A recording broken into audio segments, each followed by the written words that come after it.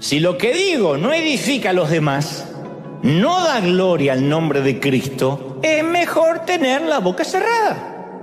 Salomón lo expresó de esta manera en Proverbios 17:27. Él dijo: el que es entendido refrena sus palabras. No dice, no tiene palabras para decir, las refrena. Y no dice nada. Tampoco tenemos que decir todo lo que pensamos. Todos conocemos a esa persona que de todo tiene una opinión, ¿o no? Sabe de computadoras, de fútbol, de mercado de valores, de justicia penal, del mercado común europeo, del anticristo, de política, de religión, de lo que se habló en el Pentágono ayer, del plutonio. Uno lo escucha y dice, ¿cómo si sabe tanto está manejando un Uber? ¿Cómo es que no lo recluta el servicio de inteligencia? Pues sabe todo. Por estadística, en todos los grupos de amigos o en toda familia hay alguien así. Si no reconoces inmediatamente a alguien, eres tú.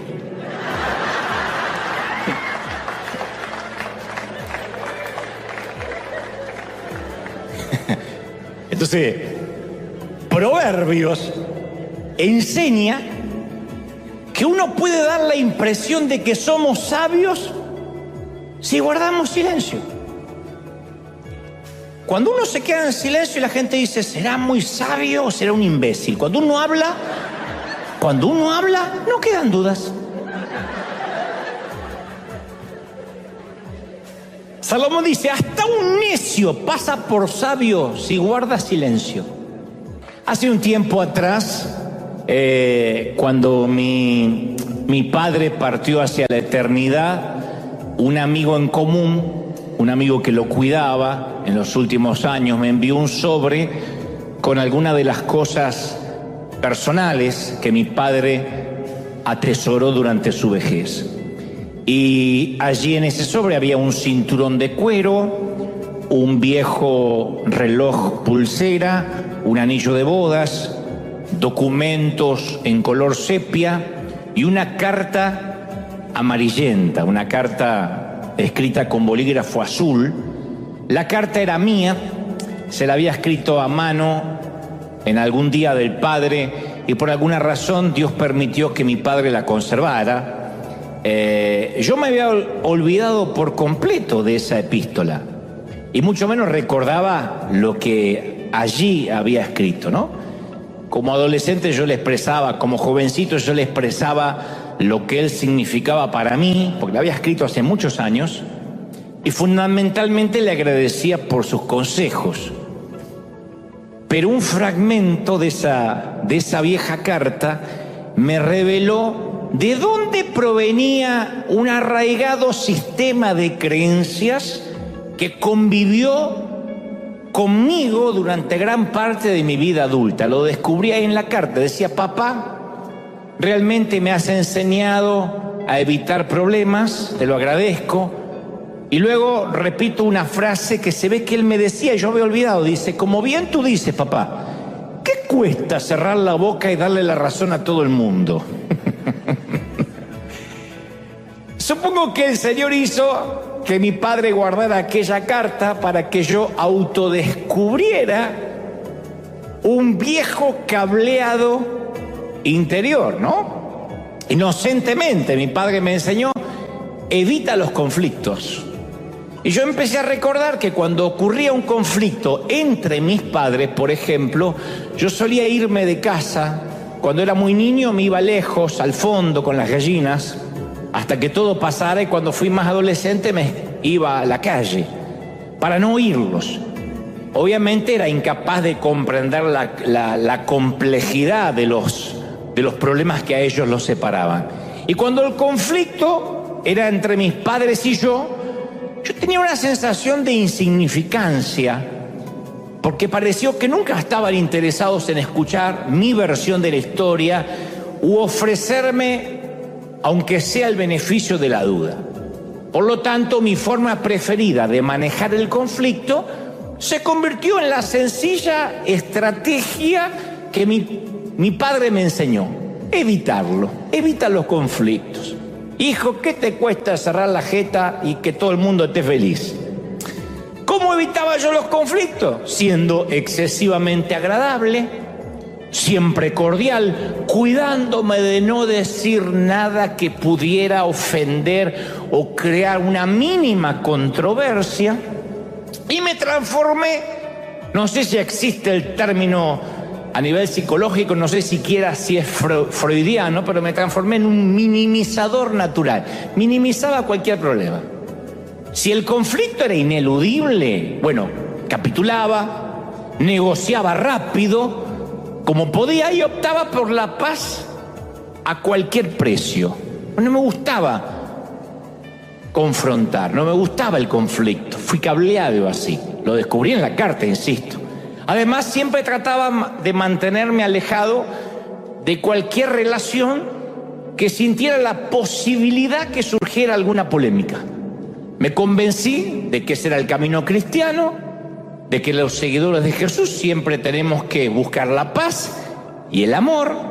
Ya de por sí, voy a generalizar con esto, nunca hay que generalizar, pero me permito la terminología.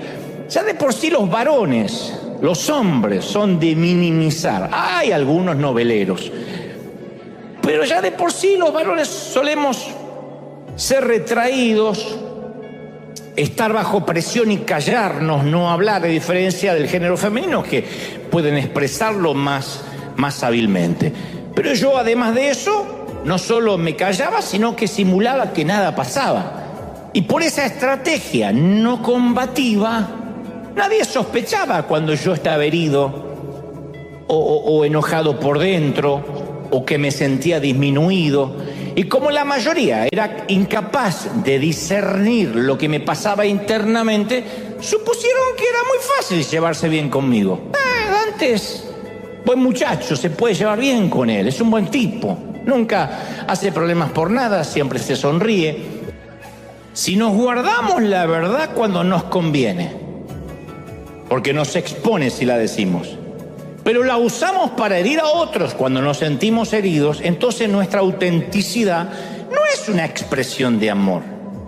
Para aquel que dice yo soy muy honesto, pero no viene del amor, es para herir. Por eso siempre aclaro, ser auténticos y sinceros no es ser groseros y andar por la vida diciendo lo primero que se nos viene a la mente. No tenemos que decir todo. Para aprender a enfrentar los conflictos, primero tenemos que hacernos expertos en controlar nuestra lengua. Porque uno cree, está bien, voy a confrontar y a partir de mañana ya lo decidí, ofendo a todo el mundo. No. Uno tiene que aprender a cómo confrontar. Yo sé que algunos son brillantes conversadores acá y no tienen problemas en articular palabras, todo lo que sienten. Son un Neruda, un Coelho, un Gabriel García Márquez reencarnado en un miembro de River. Yo sé. No abundan, pero existe esa gente que dice yo articulo con palabras todo y siempre me expreso bien y la gente me aplaude. Bueno, son los que pueden unir palabras con sensatez y sentido común. Y también están los que hablan mucho y no dicen un cuerno. Que dice voy a ponerme a hablar hasta que tenga algo para decir. Por eso insisto, para aprender a enfrentar los conflictos, primero tenemos que aprender el arte de cuándo hablar y cuándo callar, discernir las temporadas. Necesitamos aprender a pensar antes de hablar, porque si no uno habla y en vez de colaborar con el arca, ayuda con el diluvio. Alguien está cambiando una llanta así, que se le ponchó una rueda y está sufriendo y dice, ¿pinchaste? No, siempre a esta hora paro en el freeway, en el medio de la 91 y cambio las ruedas. Es una costumbre que me quedó de la Fórmula 1. No voy a recibir una buena respuesta si pregunto en el momento inadecuado. Entonces, ser auténtico y honesto no significa, ay, es que yo no me callo nada. No estamos obligados a priori a decir todo lo que sabemos. La autenticidad, grábate esto, la autenticidad no es falta de privacidad. Ser auténtico no es mostrar nuestra vida y los calzones por las redes sociales. Ser auténtico no es falta de privacidad. Yo soy muy auténtico, pero mi privacidad es privacidad. Ser auténtico no significa ser los Kardashian. Y voy al baño y sentado en el inodoro a sacarme una selfie, porque yo soy auténtico. No. Ser auténtico no es falta de privacidad. Es una línea que hay que separar. Está mi privacidad y está la parte de consumo público que va a ser lo más auténtica posible. Proverbios 13:3 dice: el que refrena su lengua protege su vida. El ligero de labios provoca su ruina. No digo que me digan amén, pero hagan memoria si acaso la mayoría de los problemas que hemos tenido no fue por lengua larga, por hablar, por decir, ay, ¿qué dije? ¿Por qué dije? ¿Por qué no tenía que haber dicho? ¿Para qué me metí en ese lío? Proverbios de ahí se rió porque sabe que se metió en lío ahora, en Thanksgiving se metió en lío la señora. Se quejó del pavo seco y la nuera pobre hizo lo que pudo con el pavo. Proverbios 10:19, el que mucho habla, mucho yerra, el que es sabio refrena su lengua. Entonces, no es que hagamos un voto de silencio, pero nos evitaríamos muchos problemas si pensáramos antes de hablar.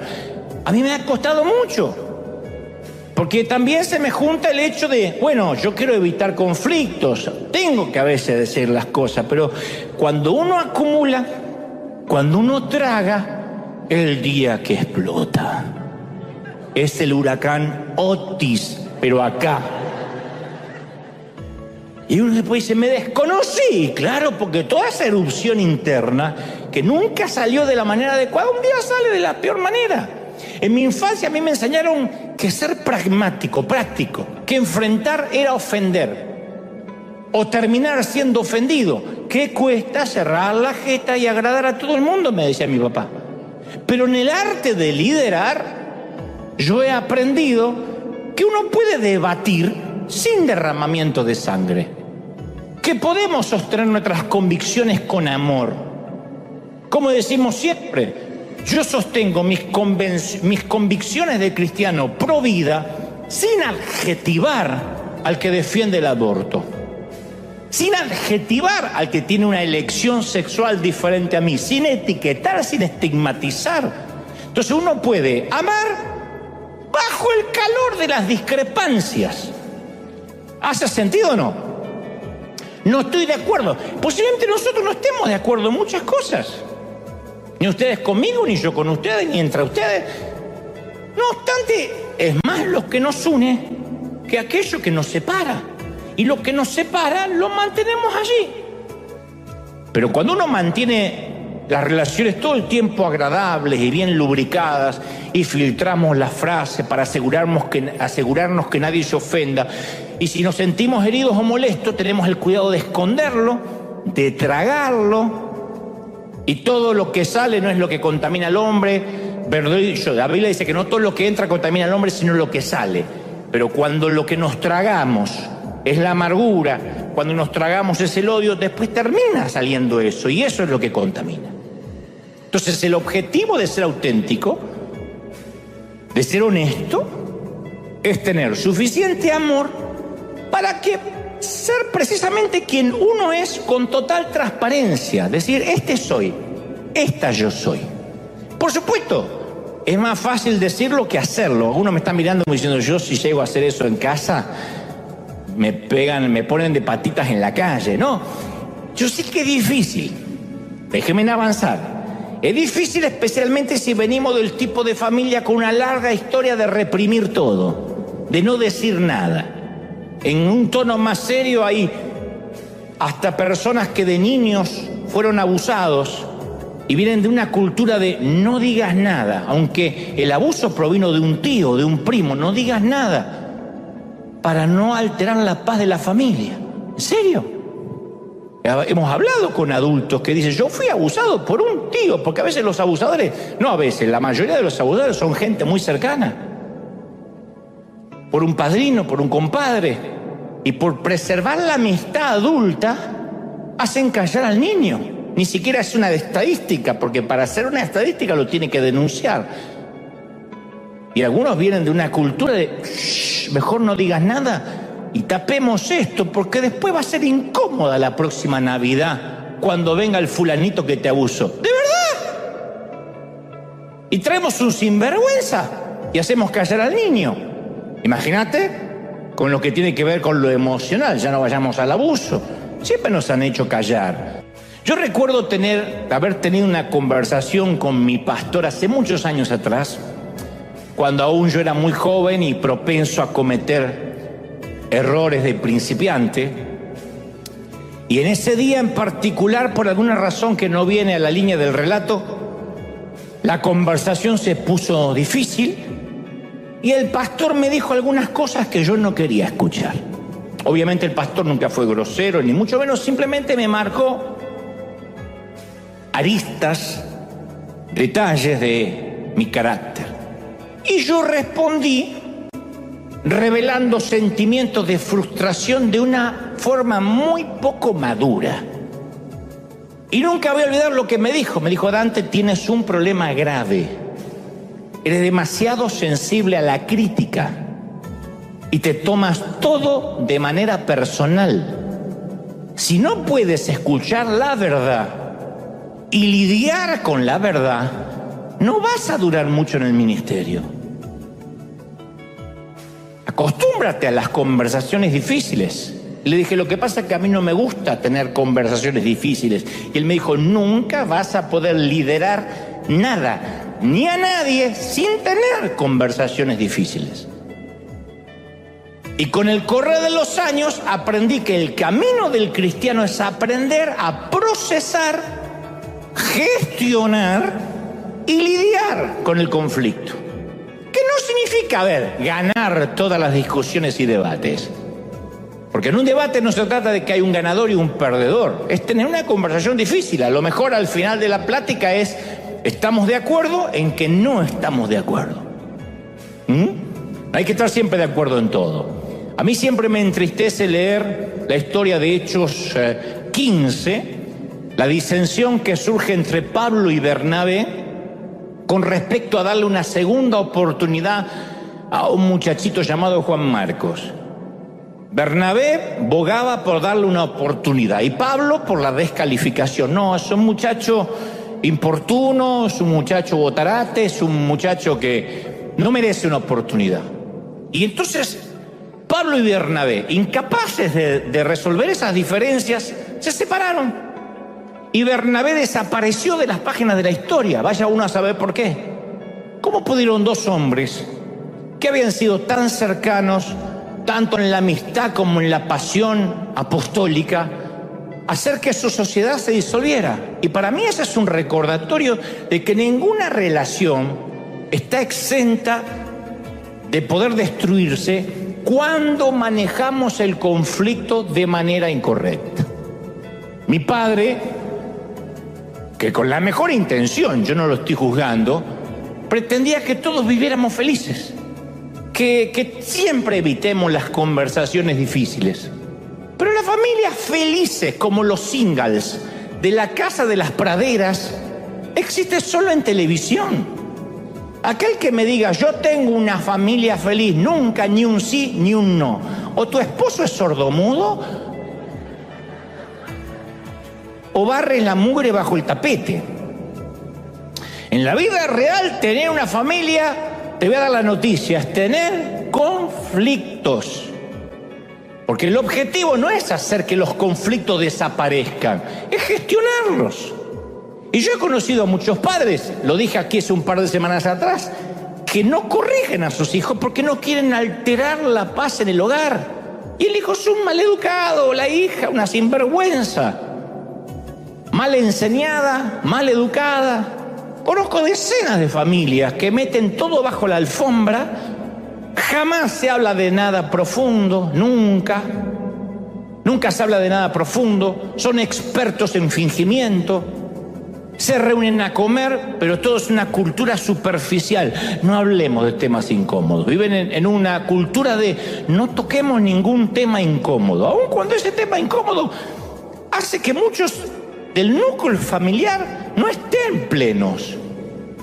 Pero siempre hay una una convocatoria tácita de vamos a reunirnos en Navidad o en Acción de Gracias y vamos a simular que está todo bien.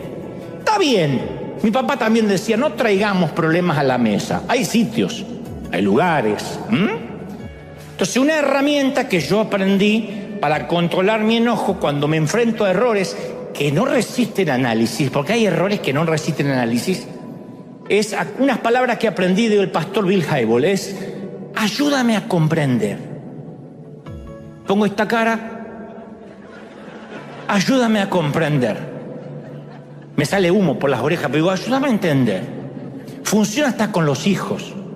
¿Pero qué haces? No, o hijo, vení, Nabucodonosor, vení. Ayúdame a comprender por qué pensaste que era buena idea desconectar el marcapasos de la abuela. Ayúdame a entender qué pensabas cuando electrocutaste al gato. ¿Qué pensabas? Si le damos a la persona la capacidad de ayudarnos a comprender la situación, a lo mejor lo vemos desde otro ángulo. En el 90% de las veces estamos ante una estupidez sin explicación. Pero al menos estamos enfrentando el conflicto de una manera racional y civilizada. A mí, ayúdame a comprender, me salvó la vida. Ayúdame a comprender. ¿En qué estabas pensando? Hay gente que te dice, bueno, lo que pasa, y a uno le encuentra explicación, a veces no. Y diré esto a continuación, que también es algo que aprendí a los golpes y que aún Dios está tratando conmigo. Cuando personas de mucha capacidad trabajan muy cerca de la otra, siempre va a haber fricciones. Esperar otra cosa es ingenuo, porque inevitablemente alguien va a decir algo, y esto va para los líderes. No es un ADN esto para líderes, pero esto va para los voluntarios, lo sugiere gente de seguridad, los que trabajan. Siempre que estés en un grupo, alguien va a lastimar los sentimientos de otro, en una fábrica, en una empresa, en una oficina y en una iglesia, porque somos gente, un organismo vivo. Eso va a pasar. Lo importante es lo que hagamos después de lo que ocurra, después de la infracción. Hasta donde yo sé, hay dos teorías. Una dice que yo tengo que esperar un tiempo para que se sane la herida, no prestarle atención. Pero por lo general, los que son como yo, que han sido cableados para no confrontar en tiempo real, después se hace un gran problema subterráneo. Y por una bobería que una hermana nos quitó el asiento, estamos pidiendo que el Señor se la lleve pronto.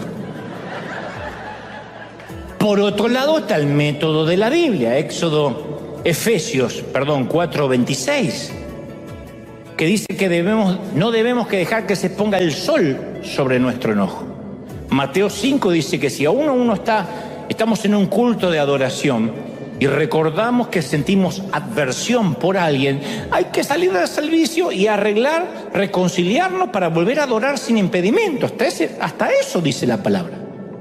Entonces, las Escrituras dan a entender que cuando más tiempo pase entre la infracción y el intento de solucionarla, más probable que sea el distanciamiento y el dolor.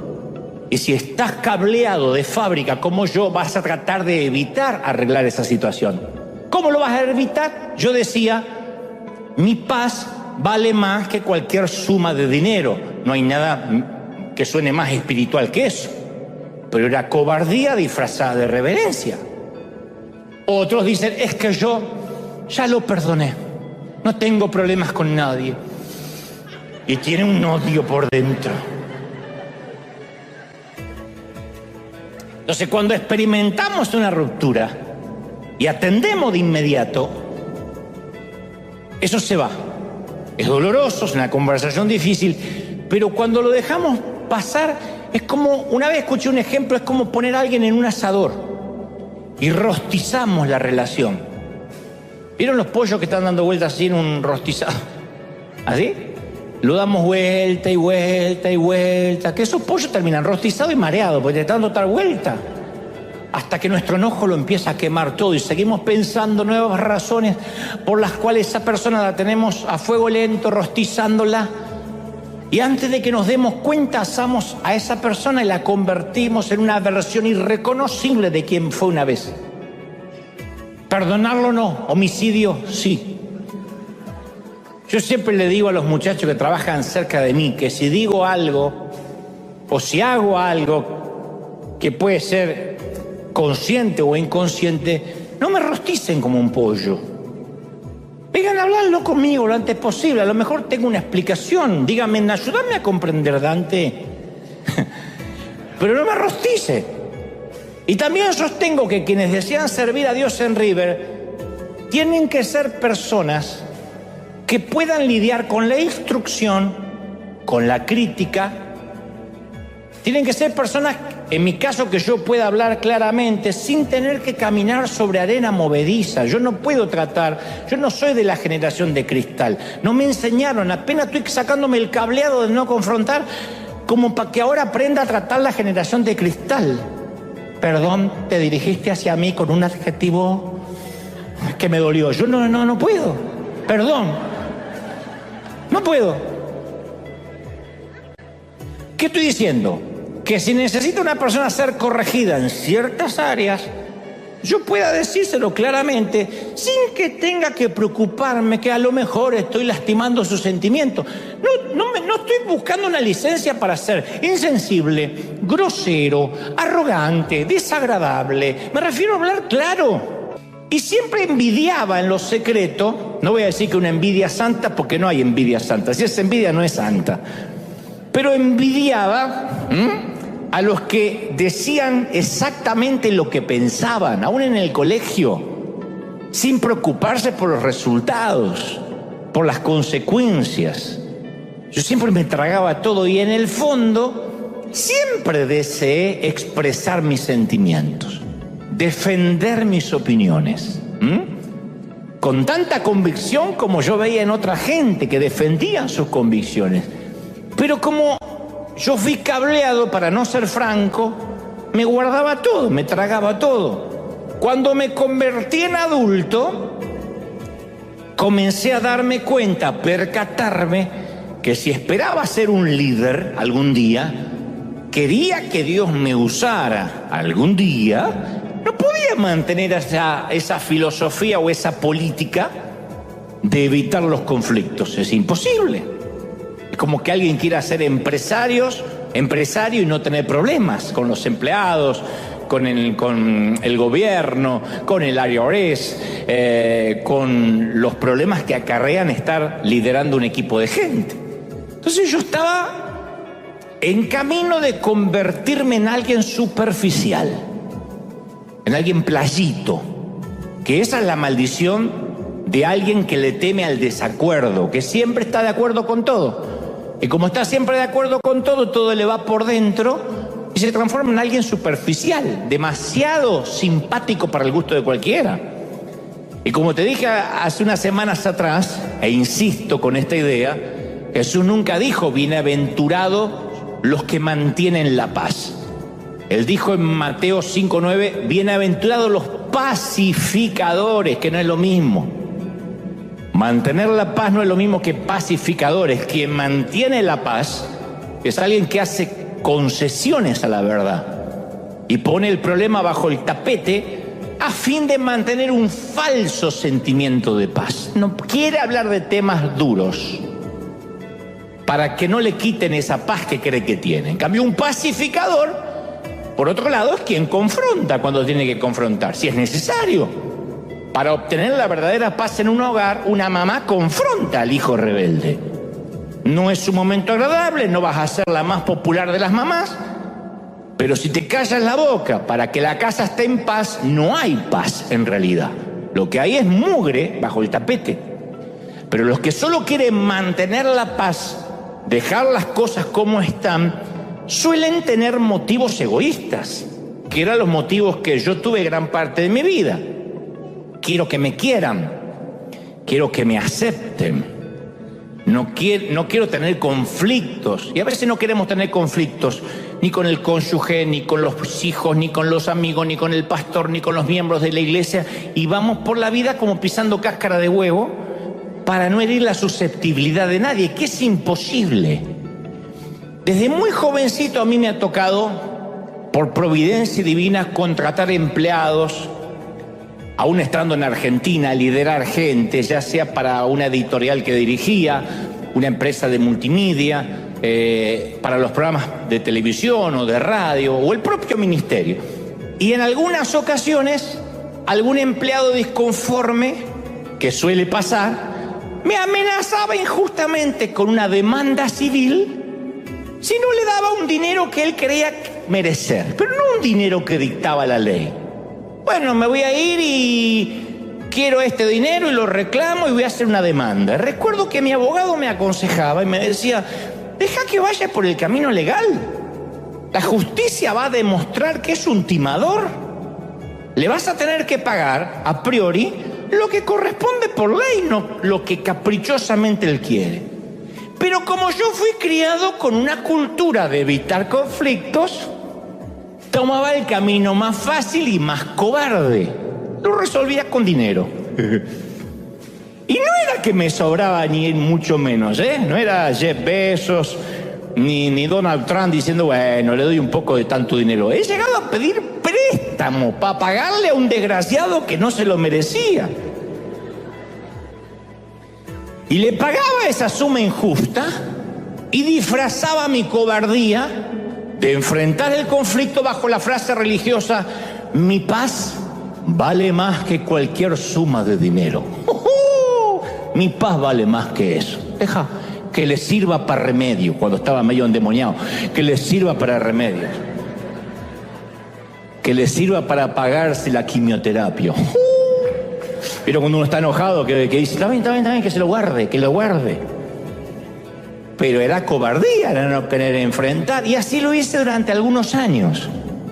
Negociaba con terroristas emocionales, y en mi afán de no tener conflicto, aceptaba la extorsión de gente inescrupulosa, porque cuando la gente ve que no queremos tener conflictos, que evitamos enfrentar, nos va a extorsionar. Sabe que somos extorsionables. Tenemos un cartel que diga, extorsiónenme en esta mañana, disponible. Pero existe gente que quiere servir, pero nunca se le puede decir nada, porque se te ofenden de muerte. Te dicen, yo estoy haciendo lo mejor que puedo. Soy voluntario, lo hago de corazón. Y uno sabe que si lo deja ir, va al suicidio, se va a colgar de la 91. Uno sabe eso. Y ahí tenemos un problema, porque cualquier instrucción o cambio de orden se lo toma de manera personal. Entonces yo uso el axioma que dice, cuando mayor sea la necesidad, más corta es la oración. Si yo me estoy ahogando, no diría, Padre eterno, Dios de Abraham, Isaac y Jacob, el Todopoderoso, el que era, el que fue y el que es, santificado sea tu nombre. Siento que me estoy ahogando, arrójame una cuerda. Aunque convengamos que ya fui salvo en la cruz del Calvario, yo si me estoy ahogando no me voy a preocupar si estoy orando a Dios o mencioné a la Trinidad. Estoy ocupado en mantenerme vivo. Por lo tanto, a mayor necesidad, más corta la oración. Y los hispanos tenemos que aprender a hablar menos, más corto, precisas instrucciones. Una buena instrucción es no tener que dar explicaciones. Es maravilloso. Es maravilloso decir, quiero que hagas esto. No mal, pero necesito que hagas esto. Por favor, le puedo agregar el por favor y el gracias. Y el otro entiende, ya está, no hay que repetir 40 veces, no te dice ahorita. No te dice ahora, ahorita, después de la ahorita. Y otro tema que no es menor antes de culminar. No importa si alguien es empleado o voluntario. La experiencia a mí me ha enseñado, y espero que lo aprendamos todos los que aquí tienen negocios, empresas, compañías. Siempre contratamos a la gente por lo que sabe y los despedimos por quienes son. Siempre. Uno puede contratar al mejor músico que lee las partituras, compone, ejecuta, pero uno lo despide después por una mala actitud.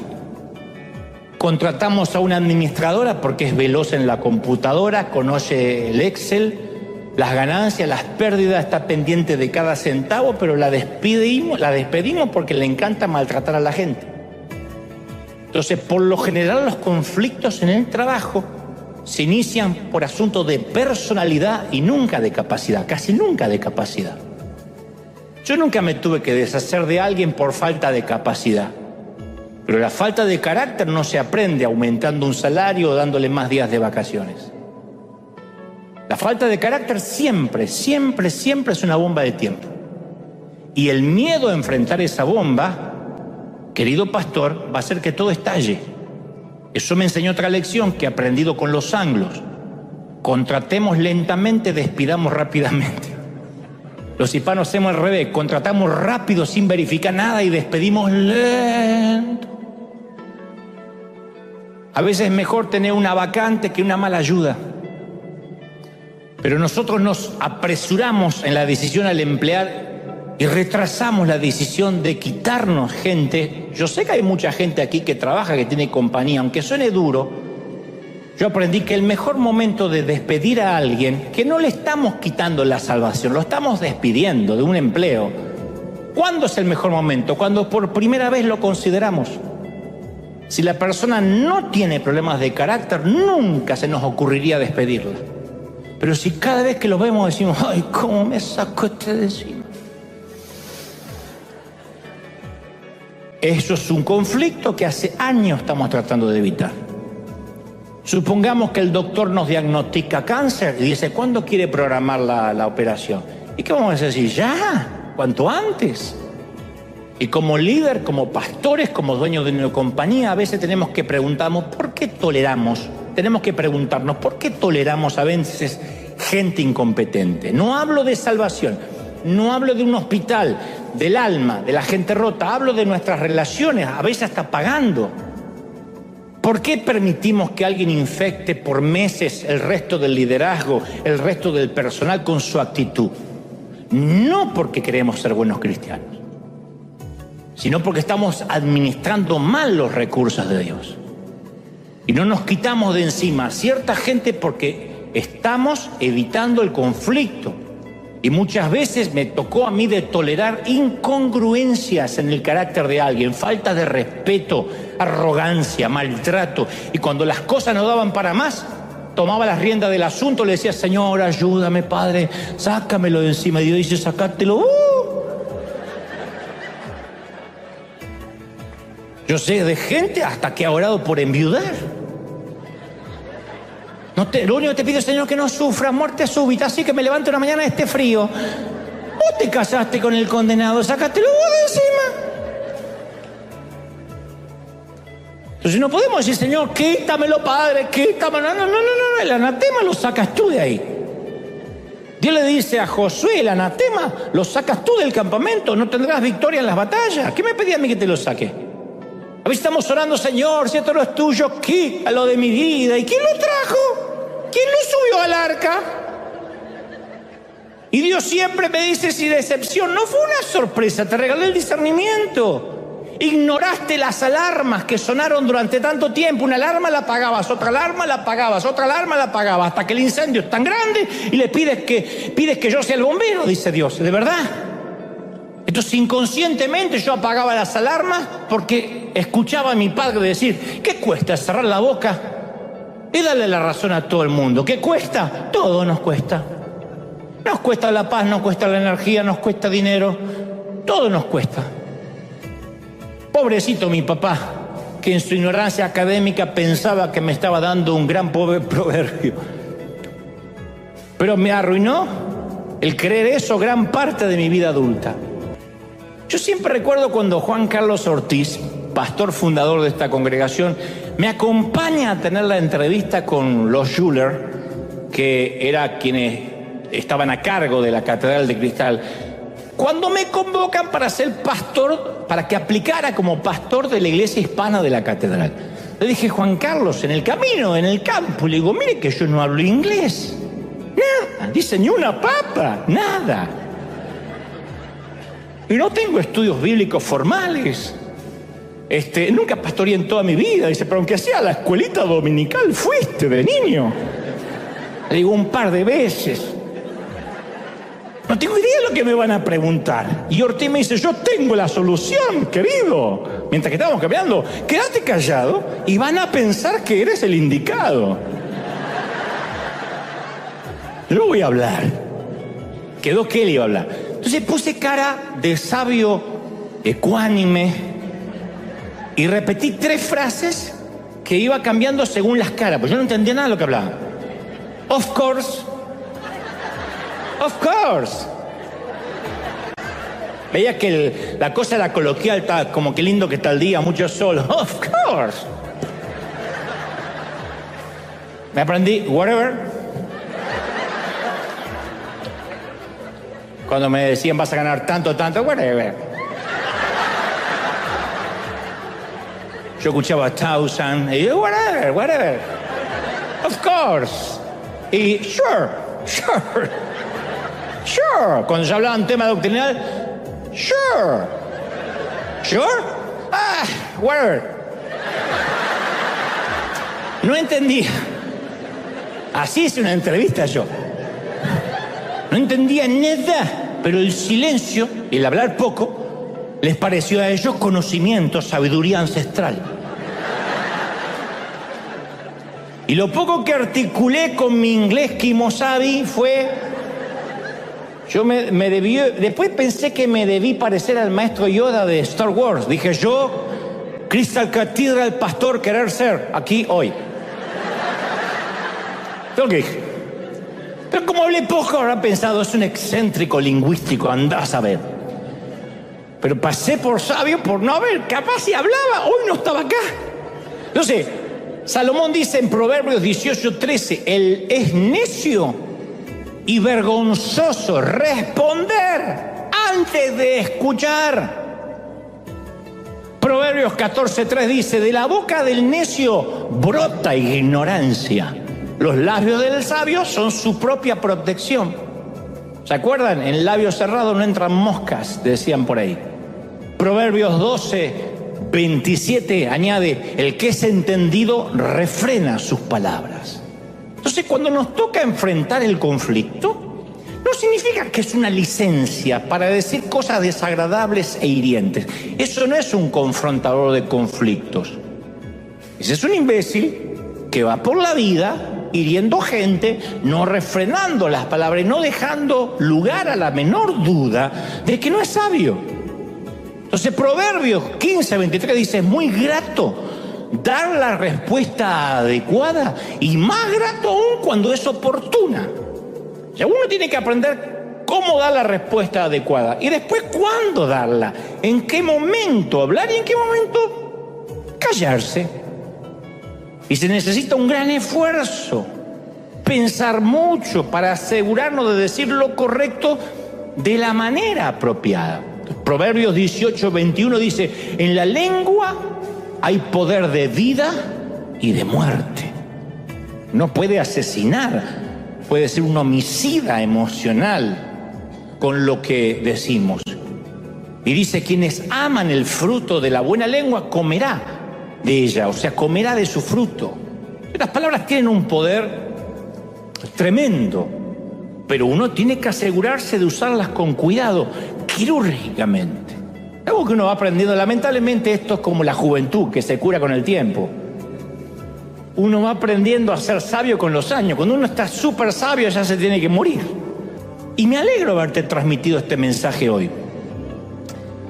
Esencialmente porque yo he sentido que antes que termine el año tenemos que enfrentar ciertos conflictos. Y se trata como si tuviésemos que quitar un apósito de la piel. Hay que quitarlo rápido para que duela menos. Puede sonar esto desamorado, puede sonar como, ¿dónde queda el amor de Dios? Eso no está en juego. Por eso toqué todos los temas. Uno no deja de amar aunque haya discrepancias.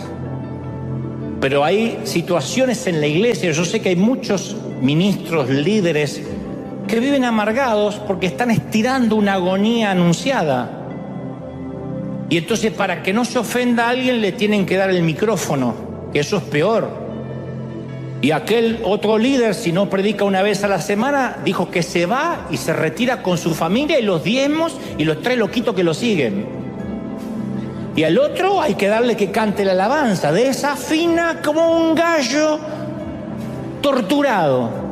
Pero hay que dejarlo que cante, porque es el hermano que donó los equipos. Y si no se va y se lleva los equipos, nos quedamos sin sonido. ¿Y el otro qué hace ahí que no sabe ni tocar la guitarra? Ah, ese es el hermano que el otro día pintó el techo y dijo que no le paguen, que él está contento con servir a Dios. Entonces le pagamos con la guitarra para que desafine. Y tenemos un montón de extorsionadores que te van extorsionando y dices, si no me das esto me voy. Déjalo que se manden mudar, pastor, que se vayan. Dale el ladrillo que puso y que se lo lleve.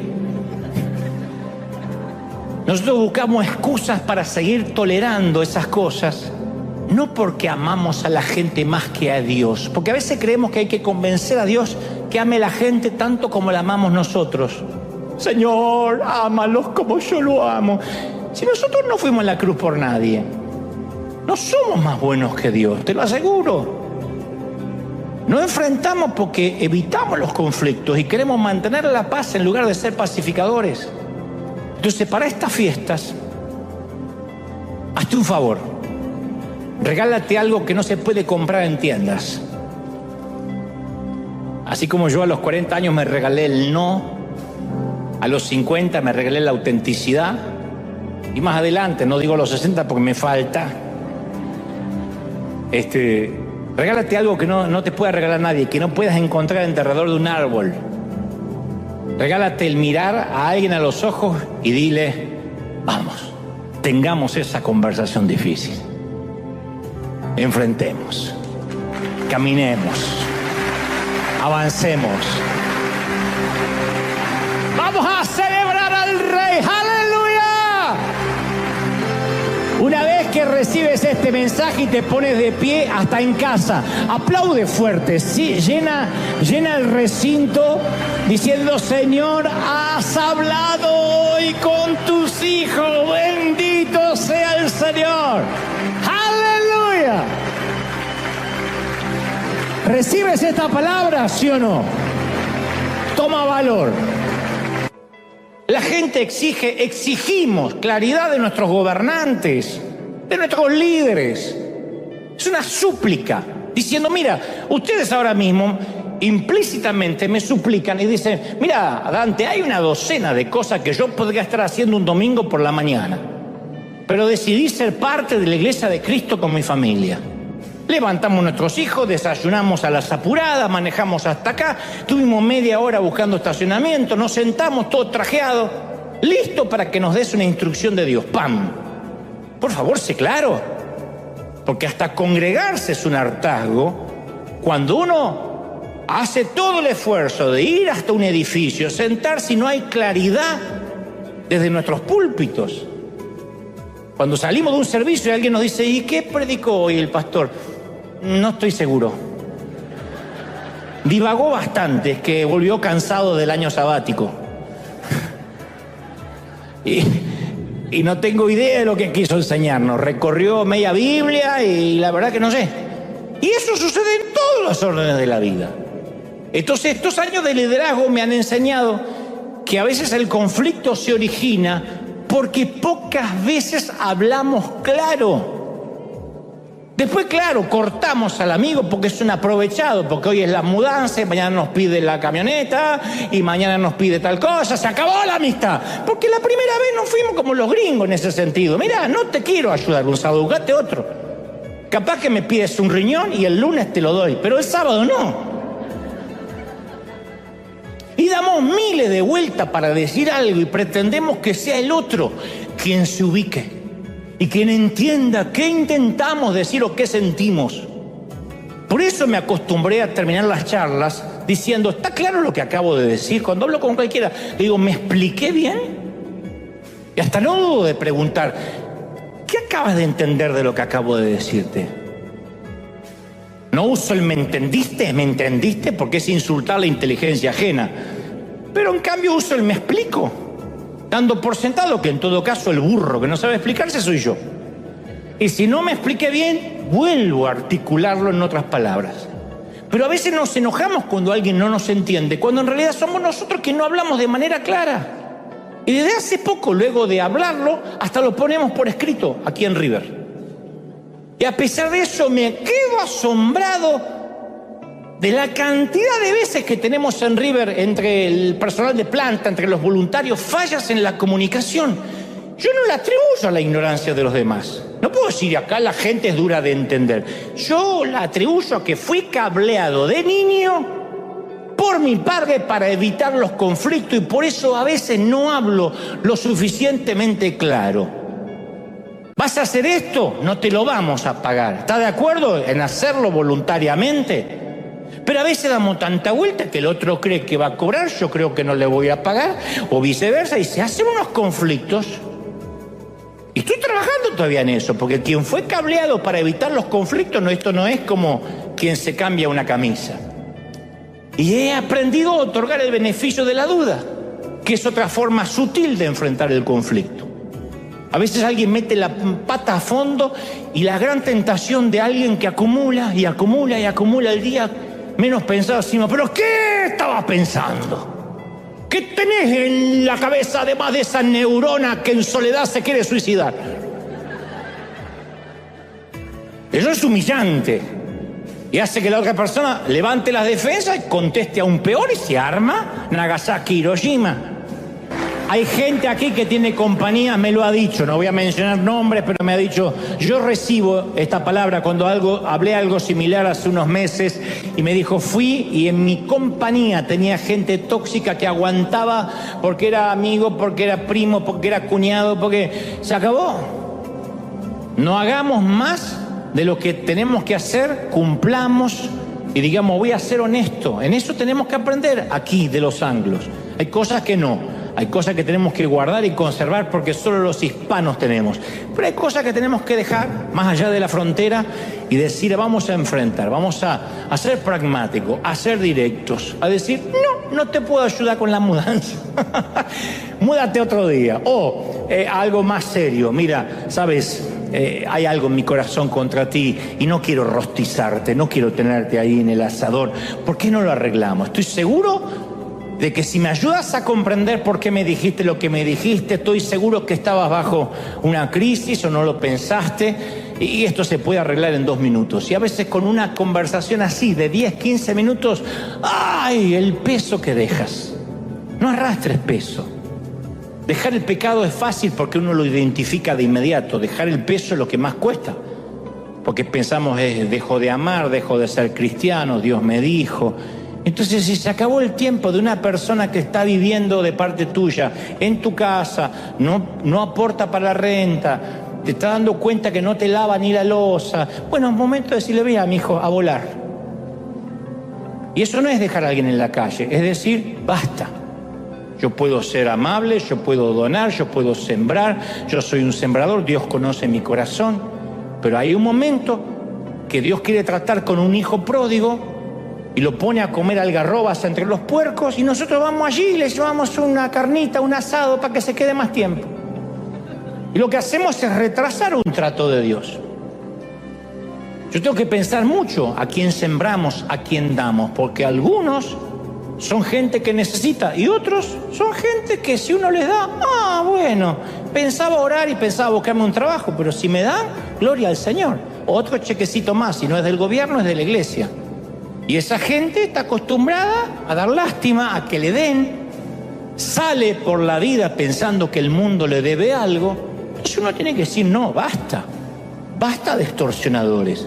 Regálate el no negociar con terroristas emocionales, no ofendiendo, no siendo grosero, diciendo, Señor, dime qué debo soltar. Año y mes para soltar, para que cuando